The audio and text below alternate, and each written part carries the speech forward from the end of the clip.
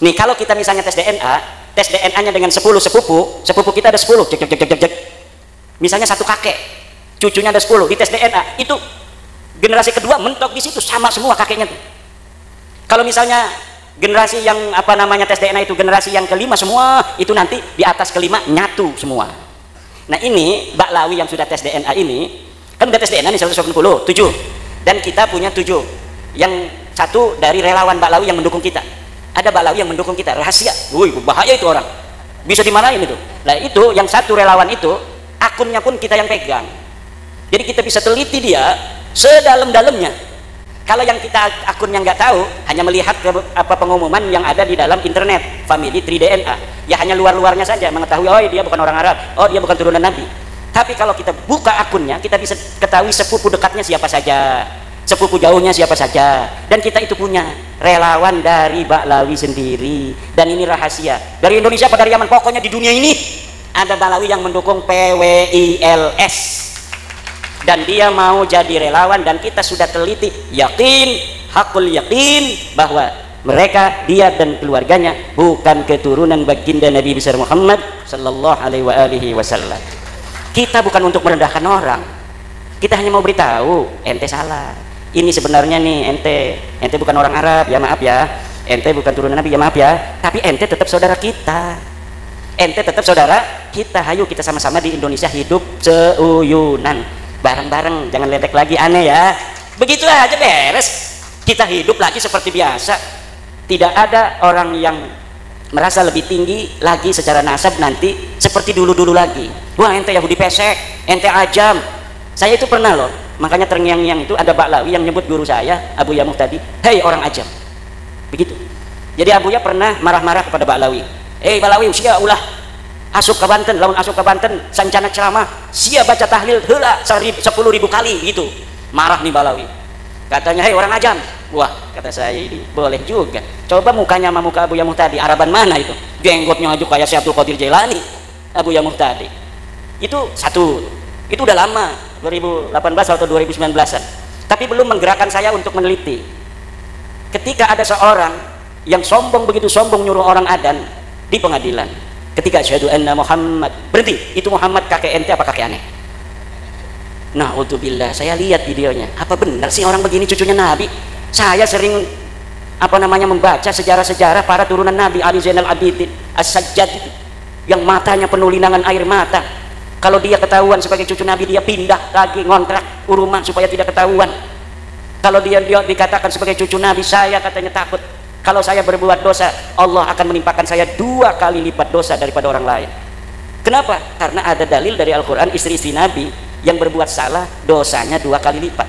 Turunan tidak ada di Al-Qurannya, tapi cucunya Nabi itu mengkiaskan istri-istri Nabi dengan cucu Nabi Muhammad SAW dalam dosa, bahwa dosanya bisa jadi kita juga 2 kali lipat karena ada nisbah kepada Rasulullah Muhammad SAW. Itu saja. Ada yang ngatain lagi tesis iblis. Wih, tesis iblis. Orangnya orang Sunda, orang Bandung, pakainya udang-udang, pengen dipanggilnya Abu Ya.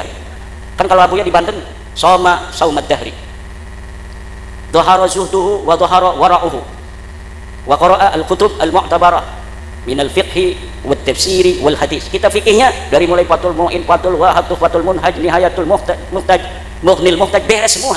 Tafsirnya dari mulai tafsir Jalalain, Ibnu Katsir, tafsir Marah Labid, tafsir Tabari yang berapa jilid itu tamat Abu Ya itu di Banten itu.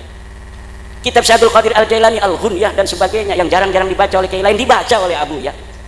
Lah ini ada Abu Ya mengeritik tesis, bukan ngasih dalil. Wis pokoknya maulah dalil-dalilan.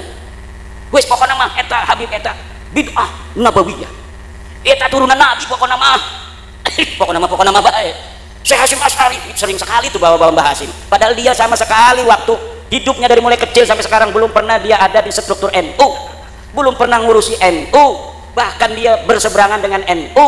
Kalau NU ada hajat, punya calon nggak pernah ngedukung calon NU. Kok sekarang ketika bab nasab bawa-bawanya Mbah Hasyim aja Mbah Hasyim. Mbah Hasyim katanya mengisbat Baklawi. Mana kitabnya Mbah Hasyimnya?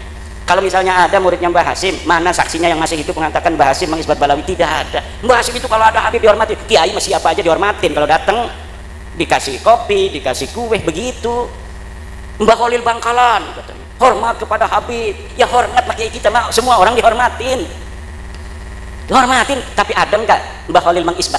Mbah Khalil itu sering nulis kitab loh, ada nggak kitabnya? Yang mengisbat itu Imaduddin Utsman Ba'lawi, itu kitab dulu saya, Fikratun Nahdiyah, saya mengisbat Ba'lawi, jelas itu kalimatnya, wa min duriyatin nabi atau wa min ahli baitin nabi Ba'lawi, itu namanya mengisbat. Astagfirullah, ya kan itu walaisa alaikum junahun fima akhta'tum bihi, tidak berdosa saya. Makanya Hanif Alatas itu pakai dalilnya kitab saya, ngajar saya. Kalau Imaduddin sekarang itu katanya dia kemasukan apa, tapi ada ulama Banten namanya Syekh Imaduddin Utsman Al-Bantani, wih lengkap itu dalam kitabnya Al-Fiqratun Nahdiyah, dia mengisbat Ba'lawi, gimana lagi? Gayanya kan hebat kalau kita kan kurang gaya, kiai kita itu ngajar Batul Muin aja dengan video mereka tidak meyakinkan, padahal mah yudhiru tawadhu, yudhiru atau kiai kita itu tidak meyakinkan kalau dibandingkan dengan ada orang-orang begitu. Kalau dulu nggak ada orang begitu ya karena semua begitu beres, tapi karena sekarang ada saingannya tidak fair, framing segala macam semacam-macam lah gayanya. Akhirnya kiai kita yang betul-betul alim, tafahum fiddin, tafaqquh fiddin, itu kelihatan tidak alim. Sementara orang yang pidatonya hebat, saudara-saudara, wallah DNA itu haram DNA haram katanya, meyakinkan, betul tidak? Meyakinkan. Kalau kiai kita itu kumaha ya tanya, aduh aing mah sanggup cenah eta ieu kiai tahajudna sawengi cenah 200 rakaat, waduh jauh aing mah. Itu kiai saya mah kalau ngaji begitu. Kalau ada cerita kiai-kiai yang katanya tahajudnya 200, dia ngomong, iya mah lain bangsa urang. Lain bangsa urang. Ini mah bukan kelas saya. Selalu ngomong begitu.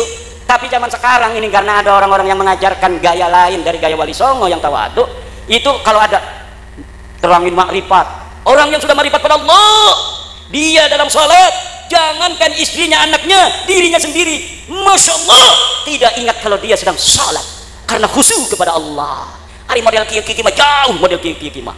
Berat kalau dia tidak menunjuk dirinya, zaman sekarang nunjuknya pada jamaah, model kiai mah jauh. Gitu. Kalau kiai dulu yang ditunjuk dirinya sendiri. Iya mah jauh, lain bangsa orang. Duduk kelas kita iki, duduk kelas kita iki. Begitu gaya kiai kita dulu. Makanya yai sekarang gayanya agak dirubah. Allahu Akbar, masyaallah. Coba tadi lihat anak-anak kita lagi marhaba, tunduk. Begitu gaya-gayanya. Karena yang diajarkan ketawaduan, akhlak.